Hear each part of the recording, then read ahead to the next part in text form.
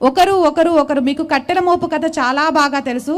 ఈరోజు హిందువులను కులాల వారిగా విభజించి కులాల మధ్య జరుగుతున్న బూచులను చూపిస్తూ మతాలకు ప్రాబల్యాన్నిచ్చి హిందూ ధర్మాన్ని ముక్కలు ముక్కలుగా విరిచేస్తున్నారు.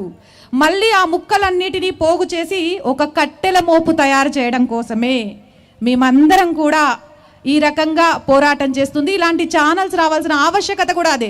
కట్టెల మోపు అయితే దాన్ని విరవడం ఎవ్వరి తరం కాదు. ఈరోజు అక్కడ దీపం వెలిగించుకుంటాను అంటే రాజకీయ నాయకులు హిందువులను వద్దు అని చెబుతున్నారంటే అక్కడ ముందు ఎవరిని సంతుష్టీకరణ చేయడానికి? ముస్లిం సంతుష్టీకరణ కోసం మాత్రమే వద్దన్నారు. ఎప్పుడైతే హిందువులు ఏకమై ఆ దీపకొండ దగ్గర పోరాటం చేస్తూ ఈ కోర్టు నుంచి పై కోర్టుకి, పై కోర్టు నుంచి ఇంకో కోర్టుకు పోయినా మేము వస్తామని వాళ్ళు ఉమ్మడిగా తయారయ్యారో ఆ దర్గాకు కూడా ప్రమాదం ఏర్పడుతుంది. దాన్ని కూడా లేపడేస్తారు. వద్దు, ఇక మనం కామ్ అయిపోతే బెటర్ కాబట్టి దీన్ని రాజకీయ నాయకులకు వదిలేద్దామనే కామయ్యారే కానీ అక్కడ హిందూ చైతన్యం లేకపోయి ఉంటే ఖచ్చితంగా ఈరోజు పరిస్థితులు వేరే రకంగా ఉండేవి. ఆ చైతన్యం ఒక్కొక్కటిగా మొదలైంది.